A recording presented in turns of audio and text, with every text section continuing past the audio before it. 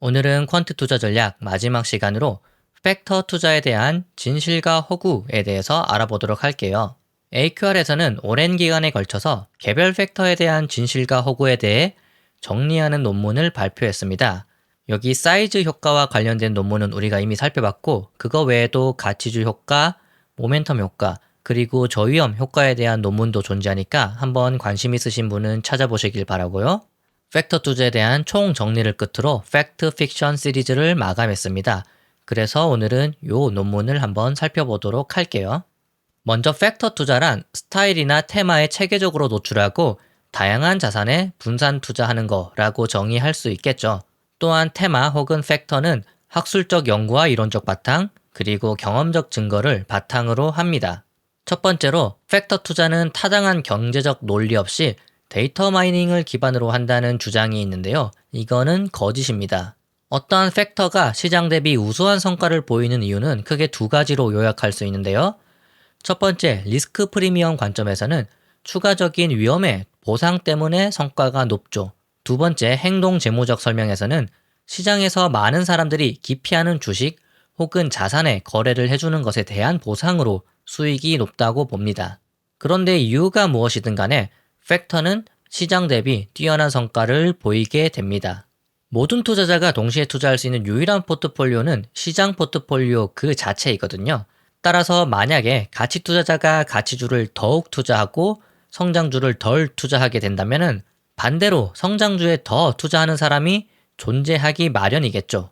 따라서 나의 거래 상대방에 누가 있는지와 그 이유를 아는 것은 팩터의 성과에 대한 원인 그리고 그것이 지속될 것이라는 것을 이해하는 데 매우 중요합니다.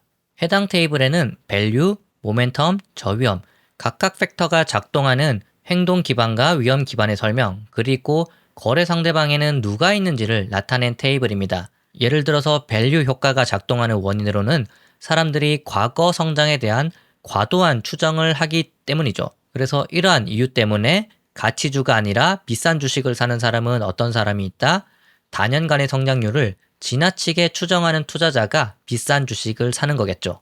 그리고 단연간의 수익률을 보고 투자하는 투자자들 역시 싼 주식이 아니라 비싼 주식을 투자할 거고, 손실에 대해서 불편하게 느끼는 사람들은 현재 올라가고 있는 인기 종목의 매력을 느끼고 투자를 하겠죠. 이처럼 팩터 관점에서 좋은 주식이 아니라 그 반대편에 있는 주식을 사는 사람들이 왜 그렇게 행동하는지 이유를 아는 게 굉장히 중요합니다. 팩터 투자의 기회는 이러한 이유들로 인해서 쉽게 사라질 수가 없는데요. 중요한 점은 수익률에 이유가 있다는 점입니다. 고유의 위험이 있어서 이러한 것에 대한 보상을 받아서 성과가 높거나 혹은 누군가 이러한 스타일을 싫어하기 때문에 기회가 발생하는 거겠죠. 2016년에 나왔던 And the Cross-Section of Expected Returns라는 논문을 살펴보면 기존에 발표되었던 300개 이상의 팩터 중에서 대부분은 유의성 테스트를 통과하지 못한다고 주장합니다. 그리고 통계적 유의성을 평가할 때 일반적으로는 T값을 2 정도로 설정하지만 보수적인 접근을 위해서 T값을 3으로 설정해야 한다고 주장하기도 하죠. 그리고 2020년에 Replicating Anomalies 논문에 따르면은 기존에 나왔던 400개 이상의 팩터를 연구해 본 결과 대부분의 팩터가 복제가 안 될 뿐만 아니라 유의하지도 않다고 나옵니다. 이런 결과를 보면 예전의 연구가 뭔가 과최적화의 결과지 않을까라고 의심을 해볼 수도 있겠죠. 하지만 유의성에 대한 기준을 높여도 value, momentum, carry, 우량성과 같이 전통적인 팩터들은 유의성 조건을 충분하게 통과했습니다. 여러 비판에 대한 가장 완벽한 반박은 실제 성과로 증명하는 거겠죠. out of sample, 즉 표본 외 증거를 제시하는 법에는 여러 가지가 있습니다. 원 논문과 다른 기관에 테스트하거나 다루지 않았던 시장에 테스트하거나 혹은 다른 자산군에 테스트해볼 수도 있겠죠. 2016년에 발표됐던 논문에 따르면 기존에 나왔던 98개 팩터를 대상으로 원래의 연구에 사용된 기간으로 테스트를 해봤더니 25%가량 성과가 하락하여 원래 연구에 뭔가 오류가 있었던 것처럼 보인다고 주장했습니다. 또한 논문이 발표되고 나서는 32%가량 성과가 하락한다고 보이기도 했습니다. 하지만 그럼에도 불구하고 여러 팩터들은 논문이 발표된 이후에도 우수한 성과를 보이고 있습니다. 2021년 AQR에서 나온 페이퍼를 살펴보면 가치, 모멘텀, 캐리, 우량성을 대상으로 다양한 시장 그리고 자산에서 무려 100년간의 성과를 살펴보면 아웃 오브 샘플에서도 매우 뛰어난 성과를 보인다고 확인할 수 있습니다. 여기 프리샘플 같은 경우는 개별 주식, 주가지수, 채권, 원자재에서 각종 팩터가 성과가 높은 거를 알 수 있죠. 그리고 논문이 나온 이후인 포스트 샘플 기간을 살펴봐도 여러 팩터들이 다양한 자산군에서 좋은 성과를 보이고 있다라는 것을 확인할 수 있죠. 최근 연구에 따르면 수백 개의 팩터들도 결과적으로 몇 가지 큰 테마로 요약이 됩니다. 예를 들어서 밸류와 관련해서 80개 이상의 팩터가 있지만 대부분은 스타일도 비슷하고 성과도 비슷합니다. 또한 팩터의 분산 투자를 하면 전통적인 평균 분산 포트폴리오보다 더욱 우수한 포트폴리오를 만들 수도 있습니다. 앞서 말했듯이 400여 개 이상의 팩터가 발견되었지만 대부분은 경제적 이유도 약할 뿐더러 아웃 오브 샘플 성과도 빈약합니다. 이 점이 중요한데요. 경제적 이유가 탄탄하고 통계적 유의성이 강한 팩터들은 아웃 오브 샘플에서도 우수한 성과를 보이고 있습니다.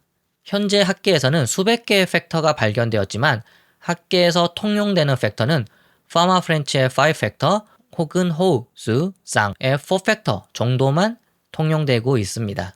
전통적인 팩터인 밸류, 사이즈, 모멘텀, 베타, 우량성의 논문 수가 인용수가 압도적으로 많습니다. 그만큼 전통적인 팩터에 대한 연구가 활발하게 이루어지고 있다는 뜻이겠죠. 또한 현실 세계에서는 거래 비용이나 레버리지, 위험 제약, 유동성 이슈들을 고려해야 합니다. 일부 팩터들은 실행하기에 비용이 너무 많이 들고 실행 비용을 고려하고 나면은 그다지 매력적이도 않은데요.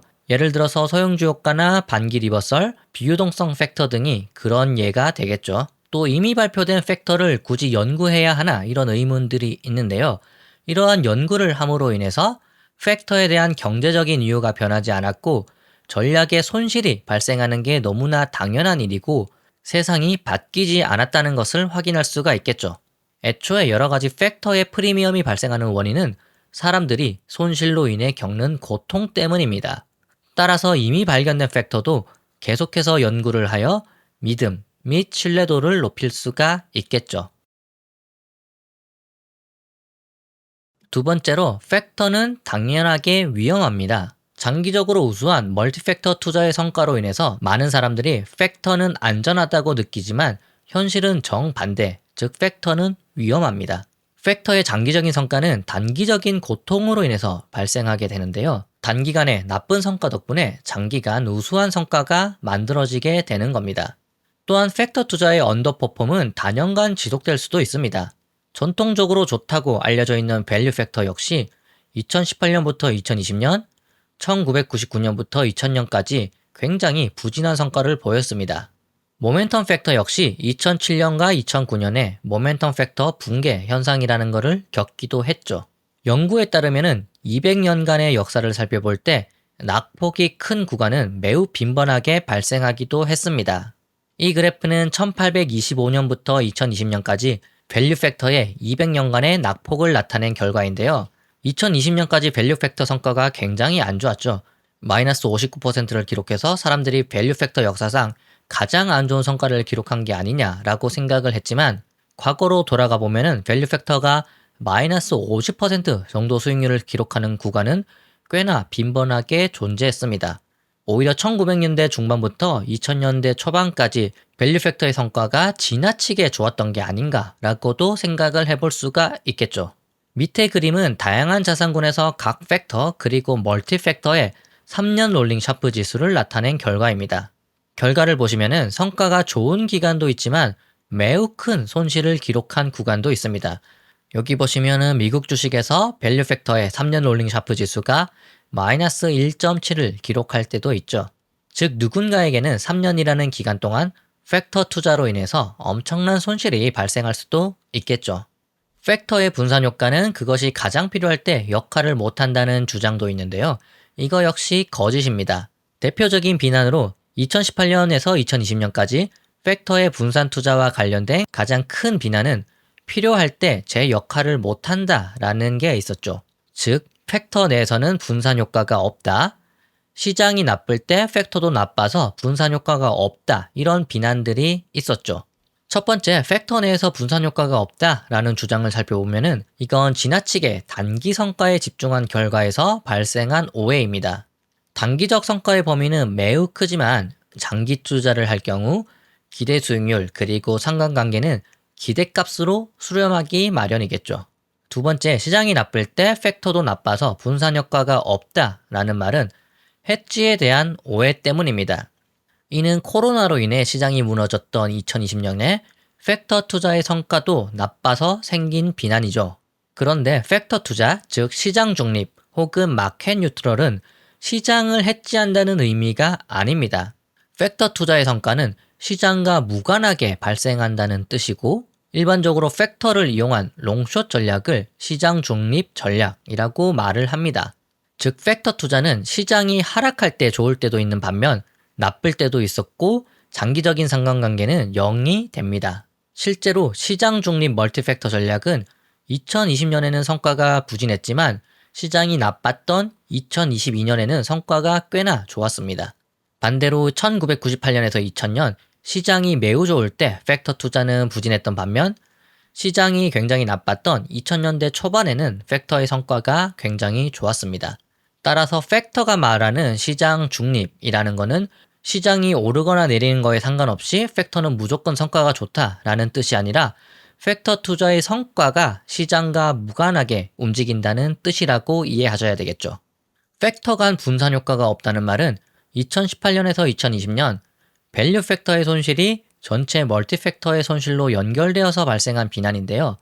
단기적이 아니라 장기적인 역사를 볼 때 팩터 간에는 매우 낮은 상관관계를 보입니다. 밸류 팩터와 모멘텀 팩터 간에는 마이너스 0.65, 밸류 팩터와 퀄리티 간에는 마이너스 0.24, 모멘텀 팩터와 퀄리티 간에는 0.30 정도로 낮은 상관관계를 보이고 있죠. 2018년에서 2020년과 같이 특정 팩터가 전체 멀티 팩터의 성과를 좌우하는 일은 의외로 빈번하게 발생합니다. 아래 그림은 특정 팩터와 전체 멀티 팩터 간의 3년 롤링 상관관계로서 상관관계가 높을 때부터 낮을 때까지 굉장히 다양한 걸 알 수가 있죠. 그리고 팩터는 다양한 시장과 환경에서 작동을 합니다. 데이터 마이닝, 즉 과체적화 문제를 해결하는 가장 좋은 방법은 아웃 오브 샘플에서의 성과를 증명하는 거라고 말씀드렸죠. 중요 팩터, 예를 들어 value, momentum, carry, 우량성의 경우 이와 관련된 수많은 연구가 있습니다. 팩터 투자가 장기적으로 우수한 성과를 보이기는 하지만 일정하게 돈을 벌지는 않죠. 팩터 프리미엄은 위험을 감내하는 것이기 때문에 매크로 경제 환경에 따라 위험의 크기가 변한다면 팩터 프리미엄 역시 변할 수도 있겠죠. 혹은 프리미엄이 투자자들의 행동 편향으로 인해 발생하는 것이라면 시장에 대한 센티먼트의 변화로 인해서 프리미엄이 변할 수도 있습니다. 따라서 서로 다른 시장 환경에서 팩터들이 어떠한 성과를 보이는가는 주요 의문이죠. 오른쪽 그림은 성장, 인플레이션, 실질 이자율, 변동성을 기준으로 경제 환경을 나눈 후에 각 자산 그리고 팩터의 성과를 나타낸 겁니다. 먼저 글로벌 에쿼티, 즉 주식을 보면은 경제 환경에 따라서 성과가 들쭉날쭉한 걸 알 수 있고 글로벌 본드, 채권 역시 경제 환경에 따라 성과가 들쭉날쭉하죠. 60대 40 포트폴리오 역시 경제 환경에 따라 성과가 좋을 때도 있고 나쁠 때도 있습니다. 하지만 매크로 환경에 따른 팩터의 성과는 큰 차이가 없고 모든 구간에서 좋은 성과를 기록한다라는 것을 확인하실 수가 있죠. 보시면은 팩터들은 모든 경제 환경에서 꾸준한 성과를 기록한다는 걸 확인할 수 있죠. 신경제하에서 팩터는 더 이상 작동하지 않는다는 비난도 있는데요. 이거 역시 거짓입니다. 이번엔 다른가? 라는 말은 투자의 세계에서 너무나 많이 듣는 말이죠. 비관론자 그리고 훈수꾼들은 구경제, 올드 이코노미가 죽었는지에 대한 이론을 끊임없이 내뱉습니다. 신경제하에서 팩터가 더 이상 작동하지 않는다는 말은 2018년과 2020년 사이에만 있었던 게 아니죠. 1990년대 기술주 버블 시기에도 이러한 주장은 계속해서 있었습니다. 하지만 이러한 주장들은 팩터가 여러 상황에서도 강건하게 작동해왔던 점을 과소평가하고 있죠.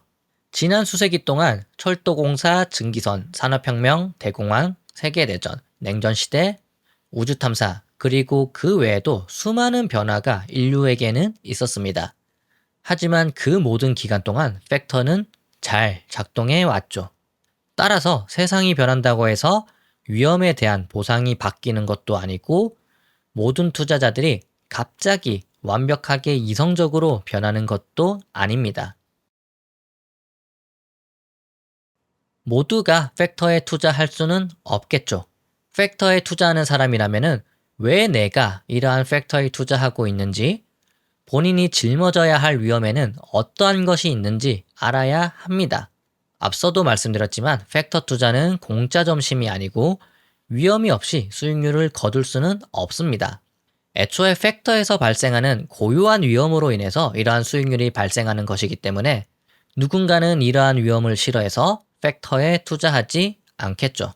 많은 사람들이 특정 전략에서 손실이 감소하고 있다라는 것을 알고 있고 위험을 줄이거나 늘릴 시기를 알 수 있다고 주장하지만 이거 역시 거짓입니다. 많은 이들이 바닥에서 샀고 오르면 수익을 확보해야 된다고 말하지만 현실적으로 지금이 하락 중인지 혹은 회복 중인지 아는 것도 힘들고 상황이 얼마나 더 나빠질 것인지 아는 것도 힘듭니다. 아래 그림은 가치 전략에서 20% 손실을 본 후 향후 24개월 동안의 수익률들을 나타낸 그래프인데요. 많은 사람들이 20% 정도 빠졌으니까 충분히 빠지고 이제 올라가겠지 라고 얘기들을 하죠. 하지만 20% 손실을 보고 난 후에도 계속해서 손실을 볼 때도 있고 반대로 수익을 볼 때도 있습니다. 단순히 20%가 빠졌다라는 것은 향후 기대 수익률에 별 도움이 되지 못합니다. 팩터 투자를 고수하는 것은 힘들지만 그만한 가치가 있겠죠. 만약 팩터 투자가 쉬웠다면 모두가 그거를 하고 있겠죠. 하지만 팩터 투자가 힘든 이유는 필연적으로 팩터 투자에서 손실이 발생하기 때문입니다. 팩터는 주식시장과 다른 흐름을 보일 때도 있으며 팩터의 위험은 주식의 위험과 원인이 다릅니다. 그로 인해 하락에 대해서 설명을 하기가 굉장히 어렵습니다.